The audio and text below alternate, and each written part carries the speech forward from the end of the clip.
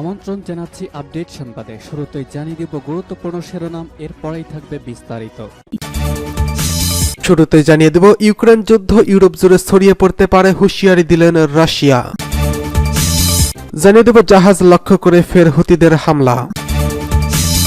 অন্যদিকে বিমান থেকে ফেলা ত্রাণ মাথায় পড়ে গাজায় 5 জন নিহত। জানিয়ে দেব মার্কিন রাষ্ট্রদূতকে রাশিয়ার পররাষ্ট্র মন্ত্রণালয়ে তলব। সর্বশেষ জানিয়ে দেব ত্রাণের নামে গাজায় বন্দর, সরাসরি সামরিক আগ্রাসনের কৌশল। শুনছিলেন সংবাদ শিরোনাম, এখন বিস্তারিত। তার আগে অনুরোধ থাকবে ভিডিওতে একটি লাইক দিন এবং কমেন্টস করে জানিয়ে দিন কোন জেলা থেকে বা কোথা থেকে আমাদের সঙ্গে যুক্ত রয়েছেন। ইউক্রেন যুদ্ধ ইউরোপ জুড়ে ছড়িয়ে পড়তে পারে, হুঁশিয়ারি দিলেন রাশিয়া। ইউক্রেন যুদ্ধ ইউরোপ জুড়ে বড় আকারে ছড়িয়ে পড়তে বলে আশঙ্কা করেছেন রুশ সামরিক বাহিনীর এক কর্মকর্তা। তিনি বলেছেন, রাশিয়ার সশস্ত্র বাহিনীতে আরও বড় ধরনের সংঘাতে জড়িয়ে পড়ার আশঙ্কা দেখা দিয়েছে। রুশ সামরিক বাহিনী মিলিটারি একাডেমিতে প্রধান কর্মকর্তা কর্নেল জেনারেল ভ্লাদিমির জারুনেদনিস্কি বলেছেন, আমেরিকা ও তার ইউরোপীয় মিত্রদের রুশ বিদ্বেষী নীতি আমাদের রাষ্ট্রের জন্য প্রধান হুমকি সৃষ্টি করে। তারা সম্ভাব্য সব উপায়ে রাশিয়াকে দুর্বল করার জন্য হাইব্রিড যুদ্ধ চালাচ্ছে। পশ্চিমা দেশগুলো রাশিয়ার সার্বভৌমত্ব খর্ব করা এবং দেশটির অখণ্ডতা ধ্বংস করার পায়তারা করছে বলেও তিনি অভিযোগ করেন। জেনারেল জারুদনিস্কি বলেন, যেসব ইউরোপীয় দেশ ইউক্রেন যুদ্ধে কিয়েভকে সহযোগিতা করছে সেসব দেশ ব্যাপকভাবে যুদ্ধে ছড়িয়ে পড়ার আশঙ্কা উড়িয়ে দিতে চায় না। রাশিয়ার এই উচ্চপদস্থ কর্মকর্তা আরও বলেন, উদ্দেশ্যমূলকভাবে আমাদের দেশে নতুন কোনো সামরিক সংঘাতে জড়িয়ে পড়ার আশঙ্কা উল্লেখযোগ্যভাবে বেড়ে যাচ্ছে। পশ্চিমা দেশগুলো যখন রাশিয়ার বিরুদ্ধে যুদ্ধে সর্বাত্মক সহযোগিতা ও পৃষ্ঠপোষকতা দিয়ে ইউক্রেনকে চাঙ্গা রাখতে ব্যর্থ হচ্ছে, তখন এই হুঁশিয়ারি দিলেন রুশ জেনারেল। গত বছর আমেরিকা সহ পশ্চিমা দেশগুলো প্রকাশ্যে সমর্থন নিয়ে রাশিয়ার বিরুদ্ধে পাল্টা হামলা চালিয়ে ব্যর্থ হয় ইউক্রেন। ইউরোপীয় দেশগুলো ইউক্রেনের সেনা মোতায়েন করতে পারে বলে জল্পনার মধ্যে গত সপ্তাহে রাশিয়ার প্রেসিডেন্ট ভ্লাদিমির পুতিন হুঁশিয়ারি দিয়ে বলেছেন, ইউক্রেনের সেনা মোতায়েনের জন্য পাশ্চাত্য পরমাণু যুদ্ধ উস্কে দিতে চায়। এদিকে জাহাজকে লক্ষ্য করে ফের হুতিদের হামলা। এডেন উপসাগরে জাহাজ লক্ষ্য করে নতুন হামলা চালিয়েছে হুতি বিদ্রোহীরা। শুক্রবার 8ই মার্চ এই হামলার হয় বলে জানিয়েছেন যুক্তরাজ্যের সমুদ্র নিরাপত্তা বিষয়ক সংস্থা ইউকেএমটিও। এ ব্যাপারে এক বিবৃতিতে তারা বলেছেন, নাবিক জাহাজের সামনে 2টি বিস্ফোরণের তথ্য দিয়েছেন। জাহাজ এবং ক্রুরা নিরাপদে আছেন বলে জানা গেছে। জাহাজগুলোকে সতর্কতার সঙ্গে এবং যে কোনো ধরনের সন্দেহজনক কর্মকাণ্ডকে ইউকেএমটিওকে জানাতে বলা হয়েছে। সংস্থাটি আরও জানিয়েছে, হুতি নিয়ন্ত্রিত বন্দরনগরী এডেন উপসাগর থেকে দক্ষিণ পূর্বাঞ্চলের 50 নটিক্যাল মাইল দূরে এই হামলার ঘটনা ঘটেছে। এদিকে হুতিরা এখনও হামলার দায় স্বীকার করেনি, তবে সেসব এলাকায় যত হামলা হয়েছে তার সবই চালিয়েছে হুতিরা। গত 7ই অক্টোবরে ফিলিস্তিনের অবরুদ্ধ গাজা উপত্যকায় হামলা চালানো শুরু করে দখলদার ইসরায়েল। এর 1 মাস পর প্রথমে ইসরায়েলি মালিকানাধীন এবং ইসরায়েলগামী জাহাজগুলোতে হামলা চালানো শুরু করে তারা। এর জবাবে যুক্তরাজ্য ইসরায়েলের পক্ষে হুতিদের লক্ষ্য করে হামলা চালায়। এরপর দুই দেশের জাহাজ লক্ষ্য করে হামলা চালানো শুরু হয়েছে ইয়েমেনের শক্তিশালী এই সশস্ত্র গোষ্ঠীর। এর আগে গত 6 মার্চ যুক্তরাষ্ট্রের মালিকানাধীন ট্রু কনফিডেন্স জাহাজে হামলা চালিয়েছে হুতিরা। এতে 3 জন নিহত হয়েছেন। তারও আগে হুতিদের হামলায় রুবিমান নামে যুক্তরাজ্যের একটি জাহাজ সমুদ্রে ডুবে যায়। এদিকে বিমান থেকে ফেলা ত্রাণ মাথায় পড়ে গাজায় 5 জন নিহত।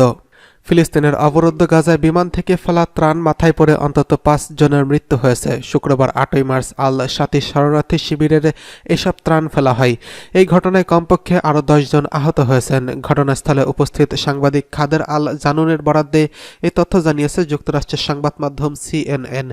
জানিয়েছেন তিনি, বিমান থেকে যেসব ত্রাণ ফেলা হয়েছে তবে কোন দেশের বিমান ছিল এটি নিশ্চিত করে বলতে পারেনি তিনি।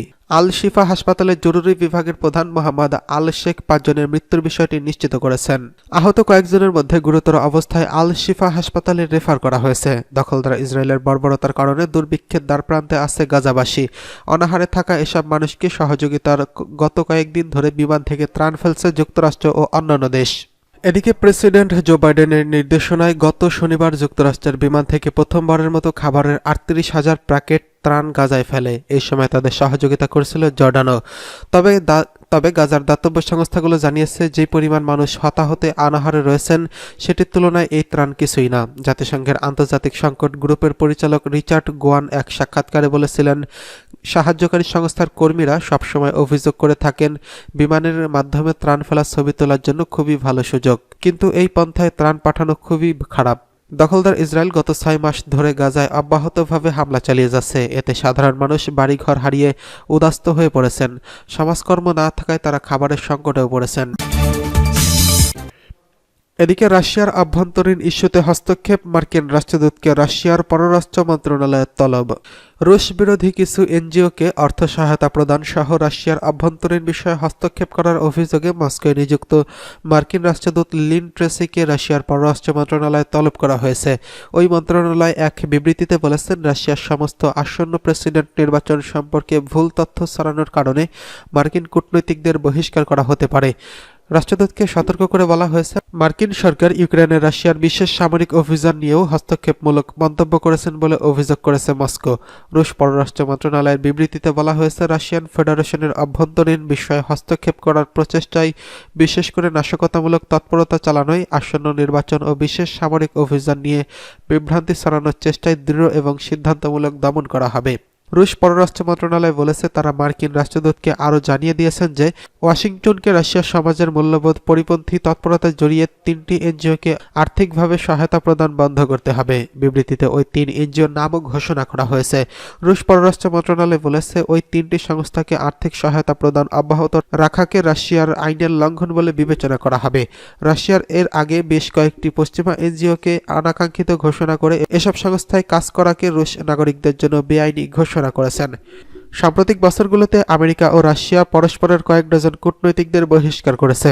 রাশিয়া ইউক্রেন যুদ্ধকে কেন্দ্র করে ওয়াশিংটন মস্কো সম্পর্কে বর্তমানে সর্বনিম্ন স্তরে রয়েছে। ত্রাণের নামে গাজায় বন্দর, সরাসরি সামরিক আগ্রাসনের কৌশল। মার্কিন প্রেসিডেন্ট জো বাইডেন তার দেশের সেনাবাহিনীকে কথিত ত্রাণ তৎপরতা চালাতে অবরুদ্ধ গাজা উপত্যকার উপকূলে একটি অস্থায়ী জেটি নির্মাণ করার নির্দেশ দিয়েছেন। তবে পর্যবেক্ষকরা বলেছেন, ইহুদিবাদী ইসরায়েলকে সাগরপথে সামরিক সহযোগিতা করার লক্ষ্যে মূলত এই ধরনের জেটি নির্মাণের পরিকল্পনা করেছে ওয়াশিংটন। গত 5 মাস ধরে সাম্রাজ্যবাদী আমেরিকার সমরাস্ত্র দিয়েই গাজাবাসীর উপর ভয়াবহ গণহত্যা চালিয়েছে ইহুদিবাদী ইসরায়েল। বাইডেন বৃহস্পতিবার রাতে তার বার্ষিক স্টেট অব ইন্ডিয়ান ইউনিয়ন ভাষণে বলেছেন, গাজাবাসীর কাছে বিশালাকার জাহাজে করে যাতে খাদ্য, ঔষধ, পানি এবং অস্থায়ী আশ্রয় শিবির পৌঁছে দেওয়া যায় সেজন্য তিনি মার্কিন সেনাবাহিনীকে ভূমধ্যসাগরীয় উপকূলে একটি জেটি নির্মাণ করার নির্দেশ দিয়েছেন। তবে কোনো মার্কিন সেনা গাজা উপত্যকায় পা ফেলবে না বলেও তিনি দাবি করেন। একজন মার্কিন কর্মকর্তা দাবি করেছেন, সমমনা দেশ ও মানবিক ত্রাণ বিষয়ক সহযোগীদের সঙ্গে সমন্বয়ের ভিত্তিতে গাজায় ত্রাণ তৎপরতা জোরদার করার উদ্দেশ্যে জেটি নির্মাণ করা হবে। অস্থায়ী বন্দরটি দিয়ে প্রতিদিন কয়েকশো ট্রাক অতিরিক্ত ত্রাণ গাজায় প্রবেশ করবে বলে ওই মার্কিন কর্মকর্তা দাবি করেন। তিনি বলেন, কথিত মানবিক ত্রাণের নিরাপত্তা রক্ষার জন্য ইসরায়েলের সাহায্য নেওয়া হবে এবং প্রাথমিকভাবে ত্রাণ সরবরাহ সাইপ্রাস থেকে আসবে। এ সময় আমেরিকার পক্ষ থেকে ঘোষণা এলো, যখন শুধুমাত্র ইসরায়েলি বাধার কারণে গাজার রাফা সীমান্তে হাজার হাজার ত্রাণবাহী ট্রাক আটকে রয়েছে। আমেরিকা যদি সত্যি গাজাবাসীর জন্য ত্রাণ পাঠাতে আগ্রহী হয়, তাহলে সে কাজে ইসরায়েলেরই সহযোগিতা লাগে, তাহলে রাফা ক্রসিংয়ে আটকে পড়া ট্রাকগুলো প্রবেশ করার সুযোগ দিল মুহূর্তের মধ্যে সমস্যার সমাধান হয়ে যায়। এ কারণে পর্যবেক্ষকরা গাজায় জেটি নির্মাণের মার্কিন উদ্দেশ্য সম্পর্কে ঘোরতর সংশয় প্রকাশ করেছেন।